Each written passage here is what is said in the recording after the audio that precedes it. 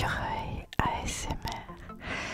Je vous avais promis voire 2 vlogs sur nos vacances en Italie. Et bien, je peux vous l'annoncer, il y aura 2 vlogs sur nos vacances en Italie. Le premier, donc c'est celui-ci, se porte sur nos vacances en Toscane, parce que ensuite la deuxième partie de nos vacances, ça n'était pas en Toscane mais plus dans le nord de l'Italie. Donc on avait fait des vacances 2 semaines en camping, ce qui était pour nous une première, puisque on n'a jamais été en vacances en mobil-home. Alors si sur des week-ends très courts, genre pour l'anniversaire d'un pote, mais jamais pour une durée assez longue. Donc on avait envie de tester, car c'est vrai que pour plus de commodité avec un enfant, on s'est dit que c'était sympa, car voilà, il y a la vie au camping où il y a d'autres enfants avec qui il peut jouer, et puis pour nous aussi c'est sympathique. Free time, camping village 3 étoiles, donc c'était du côté de Marina di Pipona, donc c'est le bord de mer de la Toscane. Et ça, c'était la petite plage qui est à côté du camping justement. Il y avait un petit train, une petite navette pour nous amener et nous chercher de cette petite plage, mais là on était allé à pied. Donc c'était une plage où on a été seulement une seule fois, car bon là on ne voit pas sur cette vidéo, mais on a été cet après-midi. En fait là on avait été juste se promener l'après-midi de ce petit tournage. On avait été à la plage et il y avait de rouleaux et c'était pas forcément très agréable, et visiblement c'était une plage avec beaucoup de vent. Donc on avait trouvé une plage beaucoup plus simple, donc beaucoup plus avec du sable fin, blanc et très calme et translucide. C'était un peu plus de voiture du coup, mais pas très loin non plus. Je vous la montrerai un petit peu plus tard dans le vlog.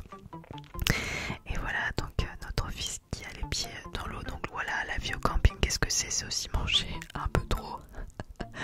On a mangé pas mal de saucissons, j'avoue, le soir en prenant l'apéro avec les voisins de camping avec qui on a sympathisé. Et puis pratiquement tous les soirs aussi, ce qu'on faisait c'était des jeux de cartes avec notre fils. Alors on avait amené plein de jeux de cartes, ça c'était Pipolo, un jeu de bluff. Et donc du coup il y a la vie au camping mais aussi les balades. Donc nous sommes allés à Pise. Alors c'est vrai que pour nous, pour Papa Écureuil et moi-même, on avait déjà été à Pise il y a quelques années de ça, et c'était assez marrant parce qu'en fait à l'époque on avait le droit de marcher sur les pelouses. Maintenant elles sont interdites, et je me rappelle être allongée dans l'herbe avec la tour de Pise derrière. Donc on avait été voir le Duomo de Pise. Alors c'est vrai que là-bas tout est payant. En Italie, bon, il y a pas mal de grosses églises, hein. C'est un pays vraiment très fort catholique. Donc les églises, elles en sont énormes et vraiment très belles, mais elles sont souvent payantes, donc on les a pas toutes faites dans toutes les villes, même si vous en verrez plein dans les vidéos. Donc ça c'est le Duomo de Pise. En Pise, tout le monde connaît par rapport à cette tour penchée.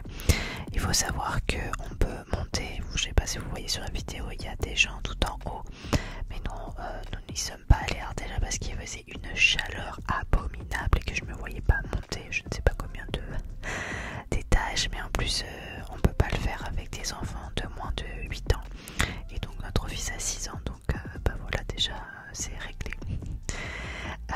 Donc ça c'était Pise. Et puis juste à côté de notre camping il y avait un petit lac artificiel, et notre fils a pour rêve depuis toujours de faire de la pêche.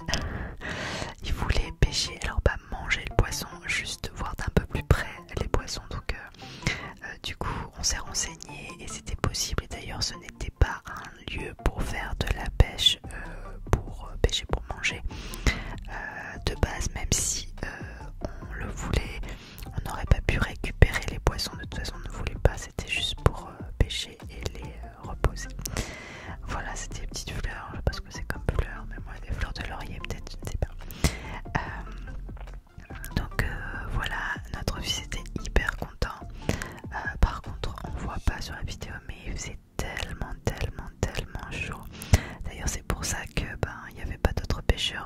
cet après-midi-là. Quand on a demandé au monsieur comment ça se fait qu'on était seul, il nous a dit en fait il fait trop chaud, il n'y a personne avant, soit très tard ou soit très tôt le matin. Donc voilà, ne vous inquiétez pas, on va remettre la carpe tout de suite après dans l'eau. C'était juste pour nous montrer hop. Même si en vrai moi je suis pas vraiment pour, parce qu'on les dérange les pauvres carpes. Voilà, on a voulu faire plaisir à notre fils, on a fait juste une fois, voilà, on a testé pendant 1 heure ou 2, 1h40 je crois qu'on a fait de la pêche. Mais voilà, il était hyper content. Voilà, on prend un petit peu la route, je sais même plus ce qu'il y a après parce que je découvre avec vous. Alors qu'est-ce que c'était où? Ah, Sienne, bien sûr, qu'est-ce que je dis, n'importe quoi. Voilà, on a été visiter Sienne. Alors il faut savoir qu'il y a quelques années, Papa, Écureuil et moi-même, nous sommes allés en Toscane, mais on avait fait à ce moment-là Florence, Lucca et qu'est-ce qu'on avait fait? Et Pise. Lucca que j'avais trouvé absolument trop mignon d'ailleurs. Si vous allez un jour en Toscane, c'est vraiment trop mignon. Bon, Florence, tout le monde sait que c'est beau. On n'a pas été à Florence cette fois-ci parce qu'on avait déjà été il y a quelques années. Alors c'est vrai que notre fils l'a pas vu Florence, mais c'était à 2 heures de route de notre camping. Donc aller-retour, ça faisait quand même 4 heures pour une ville qu'on avait déjà faite. Donc non, on s'est dit qu'il y avait d'autres trucs à visiter. Et en fait sur les 2 semaines de vacances, on voulait pas que ce soit non-stop de la visite. Alors bien sûr, je vous montre de la visite pour que ce soit un attrait à regarder. Mais en vrai, sur les 2 semaines, on a essayé de faire un petit peu un jour là, un jour off, genre plage, pour pouvoir se reposer parce que c'est aussi ça les vacances. Alors c'est marrant, sur cette place à Sienne, il faut savoir que Sienne, c'est une ville assez particulière parce qu'il n'y a pas de cours d'eau juste à côté. Or, souvent les villes sont à côté de cours d'eau, que ce soit un fleuve ou une mer ou un océan pour justement récupérer de l'eau. Ce cas de voilà, pratiquement toutes les grosses villes. Et Sienne, voilà, il n'y a pas de cours d'eau juste à côté. Donc cette place a été construite de façon un petit peu oblique. Tout va au centre en fait s'il pleut, afin de pouvoir récupérer l'eau tout simplement. Alors il paraît qu'il y a des courses de chevaux dans Sienne. Il y a 2 moments dans l'année, une fois il me semble au printemps, une fois l'été. Ça devait pas être très longtemps avant ou après notre arrivée à Sienne. Et il paraît que c'est magnifique de voir tous ces chevaux courir à l'intérieur de la ville comme ça, un petit peu comme nous on a les taureaux en France. Eux c'est les chevaux qui courent à l'intérieur de la ville. Donc voilà, c'est assez original. Franchement Sienne c'est hyper mignon. Et puis je vous le conseille si vous êtes en Toscane.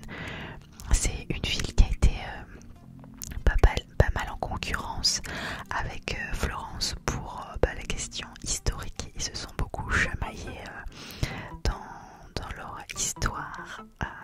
Voilà. Donc vous voyez sur mon visage, je sais pas si vous voyez, mais je suis bien rouge. Il faisait vraiment très très chaud. C'est vrai qu'il faut prévoir plusieurs gourdes d'eau parce que vraiment il faisait très chaud. Alors ça c'était à côté de la place justement principale, il y avait un chocolatier et il faisait des petites dégustations, mais c'était trop bon. En fait, ça faisait des petites boulettes de chocolat ou autre, et quand on croquait dedans, c'était liquide avec un goût sympa, c'était vraiment cool.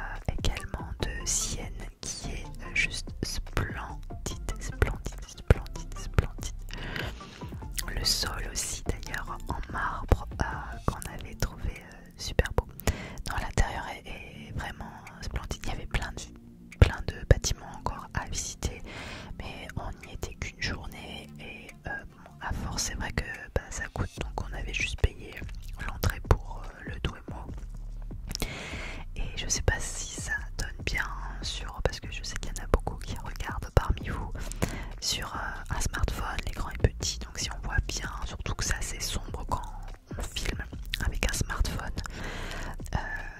je sais pas si l'image est extraordinaire, mais en vrai, parce que ça donne toujours mieux en vrai, c'est waouh. Vous avez vu un peu, genre par exemple les plafonds, tout est très très travaillé, c'est voilà, c'est franchement ça vaut le coup d'œil.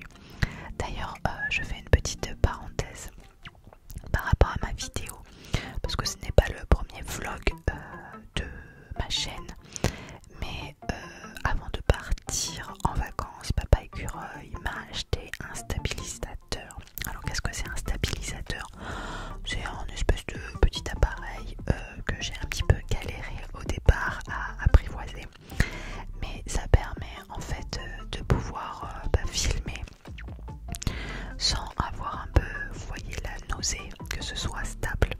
Donc bon, encore quand on marche, on bouge pas trop, mais je pense que quand j'avais mes plans par exemple en voiture, c'est peut-être que ça se voit un petit peu plus qu'il y avait un stabilisateur. Donc je voulais savoir si vous avez vu ou pas une différence par rapport à mes précédents vlogs, savoir si c'est propre ou voilà, parce que j'étais un novice dans ce stabilisateur. Il y a plein de choses à faire avec, mais pour l'instant je me suis pas encore trop penchée dessus. J'essaie juste que là, ça soit stable avec le stabilisateur.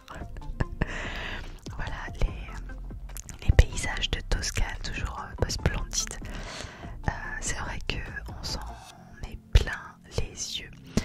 Donc un jour on a été au parc archéo minéral, c'était à 15 minutes à peu près de là où on était. C'était super sympa, il faut au moins 4 heures, je crois qu'on a mis 4h30, parce qu'en fait c'est un ticket qui vous permet de faire plusieurs choses.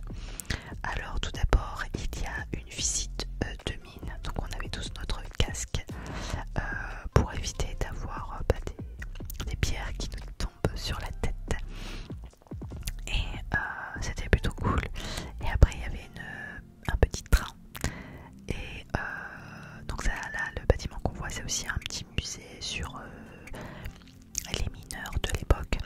Et avec le petit train, on allait faire aussi après un tour dans d'autres mines. C'était franchement chouette. En plus, voilà, il faisait vraiment très très chaud, et quand on était à l'intérieur des mines, la température était à 15 degrés, donc c'était assez marrant. Tout d'un coup on était obligé de mettre des vestes quand on était dans la mine, mais ça faisait du bien d'avoir un petit peu de fraîcheur. Donc voilà, le petit tour en train, et le billet ça coûte pour une famille, ils font des billets famille, ça nous a coûté 60 € pour 3 personnes. Bon, voilà, si vous voulez nous donner précision, si ça intéresse quelqu'un d'y aller. Ensuite le billet comprend également d'une balade. On voit un village perché tout au fond, vous voyez. Bon en fait le train il va nous déposer dans pas longtemps là, et après j'avais un problème de caméra qui ne fonctionnait plus, mais on a marché ensuite. Donc là au départ c'est tout calme, c'est tout plat, puis ensuite c'était moins. On a pas mal marché jusqu'au village. En fait c'est un village en ruine, et du coup on avait un petit appareil pour nous expliquer un petit peu toute l'histoire de ce village. C'était super mignon, il y avait une vue incroyable, parce que vous avez vu c'est au perché, donc on avait une super vue de là-haut. Bon par contre je vous avouerai qu'il faisait hyper chaud ce jour là, donc je me rappelle que ce jour, comme je savais qu'on allait dans une mine, j'avais mis un Bermuda. Le seul Bermuda que j'avais était en jean, donc c'est assez un tissu un peu épais. J'avais trop chaud, sérieusement. Marcher, la randonnée jusqu'au village en ruine a été pour moi assez dur, avec les sacs avec toutes les gourdes et compagnie. Le lendemain j'étais cassée en deux, mais bon voilà, ça valait vraiment le déplacement. Vous avez vu la vue qu'on avait de là-haut, et puis c'était assez intéressant avec le petit appareil qui traduisait en français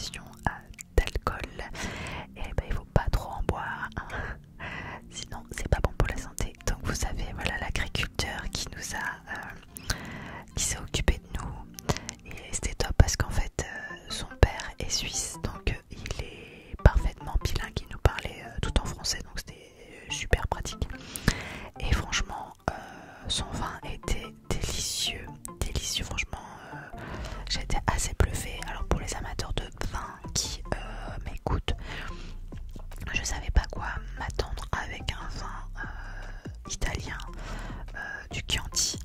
Et en fait, je sais que les vins corses, par exemple rouges, sont assez forts, assez lourds en bouche. Excusez-moi si je n'ai pas les bons termes, mais c'est comme ça que je le ressens. Et je pensais que les vins là-bas c'était pareil. En fait, non, c'était assez léger, mais tout en ayant pas mal de goût. Donc plutôt agréable. Après, on a été à Bolgheri. Alors, c'était noté dans le guide du retard comme un de leurs coups de cœur. Donc, comme c'était à 10 minutes en voiture de Marina di Pipona, de là où on était, on s'est dit ça serait trop bête de pas y aller. Donc, c'est un charmant petit village. C'est pas très grand. On dirait un petit village en fait qui sort d'une série ou d'un film un peu romantique.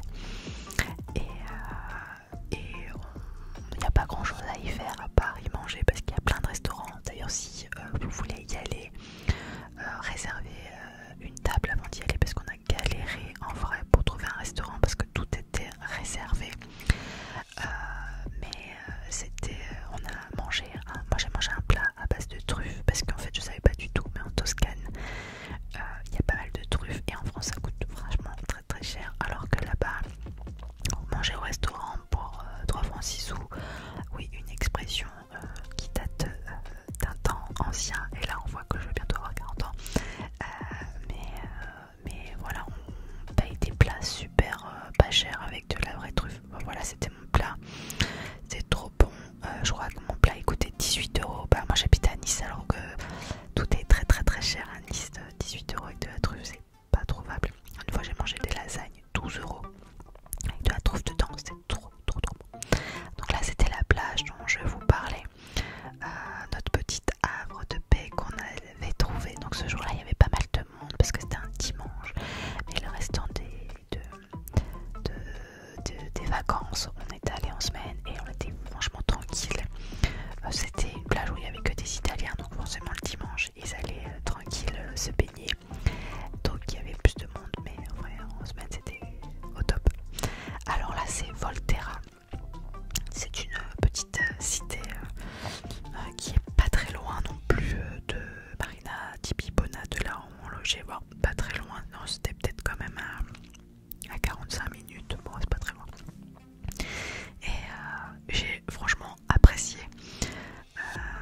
Point de vue extérieur, on passait souvent devant en voiture pour aller dans le Chianti, pour aller à Sienne, etc. Et je voyais qu'il y avait un point d'intérêt, mais je ne m'attendais pas à une ville aussi mignonne. C'était une belle découverte. On a vraiment apprécié. Et là-bas, on a mangé une glace. Waouh! En Italie, ils sont très forts sur les glaces, mais là-bas, on a mangé une glace chez un glacier qui avait gagné le prix de la meilleure glace au monde, je crois. Et ben, on a compris pourquoi. Hallucinante. C'était divin. Et là, le bâtiment que vous voyez, il me semble que c'est le plus vieux palace, édifice d'Italie. Voilà, pour la petite histoire. Non mais c'est très charmant, vous voyez, avec ce côté très ancien. Et voilà, toujours l'Italie très chargée, hein. Quand vous regardez à gauche ou à droite, il y a toujours à voir, avec toujours bien sûr des édifices religieux, parce que c'est l'Italie, et que l'Italie c'est comme ça. Mais en même temps c'est très très beau à voir. Volterra, c'était la dernière destination qu'on a fait sur cette quinzaine dans notre camping. Ensuite on est parti dans l'Italie du Nord, où on a logé à Plaisance et on a été visiter plusieurs autres villes. Mais tout ça, je vous raconterai dans une partie 2 qui va sortir dans les prochains jours, peut-être pas juste la vidéo d'après, histoire que ce soit pas redondant pour vous, que ce soit pas que des vlogs les uns après les autres, parce que je sais que tout le monde n'apprécie pas ça. Donc là je laisserai peut-être la prochaine vidéo sur autre chose, et la vidéo d'après ce sera un vlog sur nos vacances, et là je vous montrerai du coup, il y aura qu'est-ce qu'il y a comme ville qu'on a